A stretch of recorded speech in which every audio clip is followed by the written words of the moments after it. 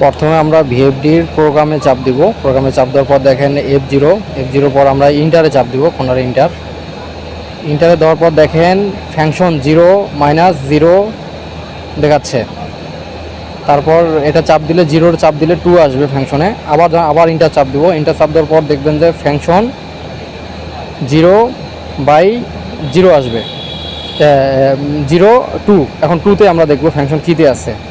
এখানে আমরা 2 আসছে অটোমেটিক। 2তে চাপ দিলে দেখবেন আমাদের 1 আছে। এটা হচ্ছে মোটর কন্ট্রোলিং যেগুলো আছে এগুলো। এখন 3তে দেখেন, 3তে চাপ দেওয়ার পর 2 আছে। এই ফাংশনগুলো আপনারা কখনোই উল্টাউল্টি করবেন না। যখন আবার ফাংশন 4-এ এই যে অটোমেটিক এটা বাড়বে, 4-এ আছে 0, আবার ফাংশন 5-এ আছে 0, আবার ফাংশন 6-এ আছে আপনার 100, আবার ফাংশন 7-এ আছে আপনার 0, আবার ফাংশন এনে আছে দেখেন 50। এটা হচ্ছে হার্টস, মোটরের কত হার্টসে চালাবেন। আমাদের বাংলাদেশি ফ্রিকোয়েন্সি হার্ট হচ্ছে 50 থেকে 60, আমরা 50-এ চালাইছি, 50,000-এ। আবার দেখেন 10-এ আছে কি ফাংশন, 10-এ আছে 120, মানে কত আরপিএমে ঘুরবে, এটা 120-এ ঘুরবে। তারপর ফাংশন 11-এ আছে 0, ফাংশন 12-তে আছে 120।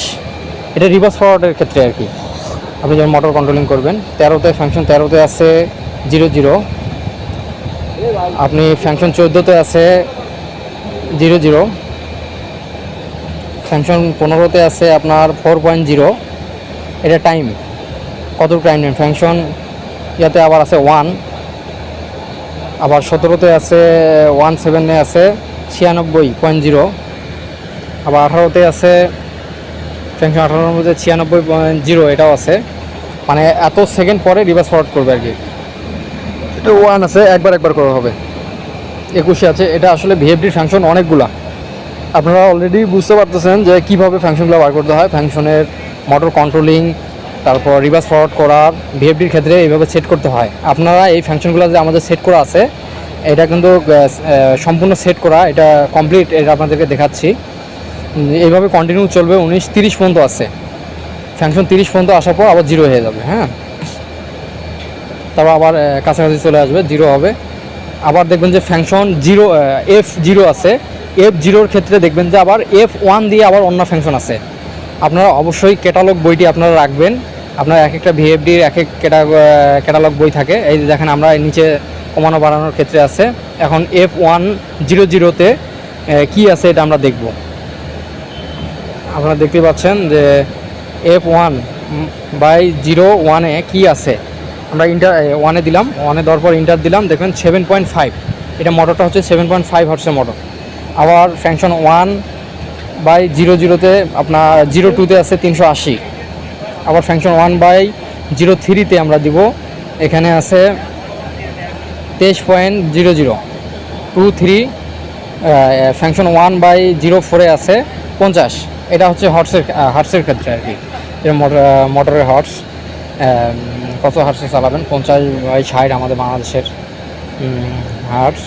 এখন আমার মূলত কথা হচ্ছে এই ভিডিওতে যে আপনাদেরকে যেটা আমি বুঝাতে যাচ্ছি, আপনারা সবাই ভিডিওটা দেখেন এবং আমার কথা বুঝতে চেষ্টা করেন যে এটা ভিএফডিতে এটা সেট করা। আপনার কোনো ভিএফডি যদি কোনো সমস্যা হয় মোটর কন্ট্রোলিংয়ের, আমার এই সেটআপটা দেখে আপনারা সম্পূর্ণ শিখতে পারবেন।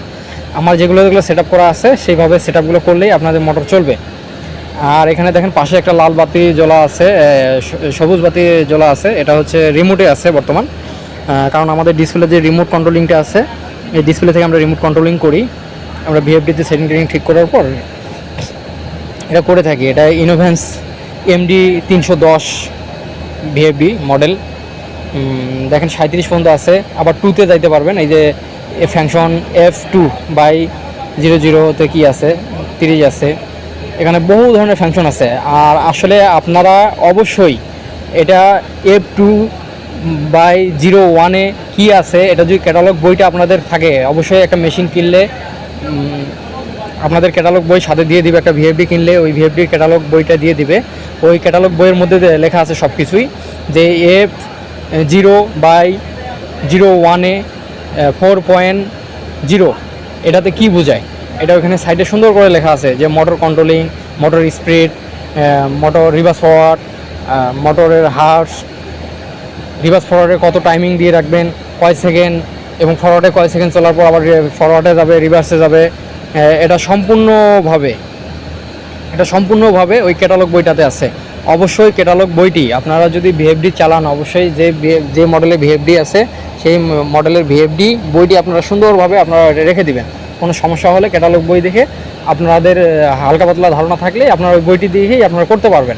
কিন্তু এক ভিএফডি আপনার ইনোভেন্সেরই মডেল আছে অনেকগুলো। আমি যেটা চালাচ্ছি এটা হচ্ছে ইনোভেন্সের MD 310 T11B মডেল। এই ক্যাটাগরির MD 310-এর ক্যাটাগরিগুলো সব সেম, কিন্তু অবশ্যই আপনার ক্যাটালগ বইটি রাখবেন। এখানে কিছু সিস্টেম ওয়ারিজগুলো, ফাংশনের সিস্টেম ওয়ারিজগুলো একটু উলটপালট আছে। যেমন ফাংশন 1-এ যেটা আছে অন্য ভিএফডিতে হয়তো ফাংশন 2-তে আছে এটা সেট আপ করা। এটা বইটা থাকলে সহজ হয়, যখন দেখে নেবেন তখন বুঝতে পারবেন কোনটার জন্য কি। প্রিয় ভিউয়ার্স, আপনারা অলরেডি বুঝতে পারছেন যে ভিএফডির বিষয়টা, যে কিভাবে এটা সেট আপ করতে হয়। আর এটা যদি এলোমেলো হয়ে যায় তাহলে কিন্তু আপনার সমস্যা হবে, মোটরের সমস্যা হবে, আপনি যে মেশিনটা চালাবেন মেশিনের সমস্যা হবে। আমি আগেই বলতেছি, ভিএফডি সম্পর্কে যাদের ধারণা নাই তারা কখনোই ভিএফডিতে হাত দিবেন না। যাদের মোটামুটি ভিএফডি সম্পর্কে ধারণা আছে তারা আমার এই ভিডিওটা দেখে আপনারা কাজটি করতে পারেন। আমি যেগুলো দেখাচ্ছি এগুলো সবগুলো সম্পূর্ণ সেট আপ করা আছে একটা মোটরে। তাই এইভাবে সেট আপ করলেই আপনার যদি কোনো সমস্যা থাকে আপনি ফাংশনগুলো মিলিয়ে নিতে পারেন। এইভাবে চাপ দিয়ে যদি কোনো সমস্যা হয়ে থাকে এইভাবে মিলিয়ে নিতে পারেন। কম বাড়া করে আপনারা সেট আপ করে দেবেন, ইন্টার চাপ দেবেন, ইন্টার সেট আপ করে দেন। দেখেন আমি আঙুলের ইশারায় কীভাবে কমাচ্ছি বাড়াচ্ছি। এখানে বাটন আছে, বাটনগুলো দেখলেই বুঝতে পারবেন কীভাবে কমাতে হয়, কীভাবে বাড়াতে হয়। ফাংশন F301-এ কী আছে, 1.5, F303-তে আছে 50.00, F3 1400 আছে, এটা 1400 হচ্ছে RPM।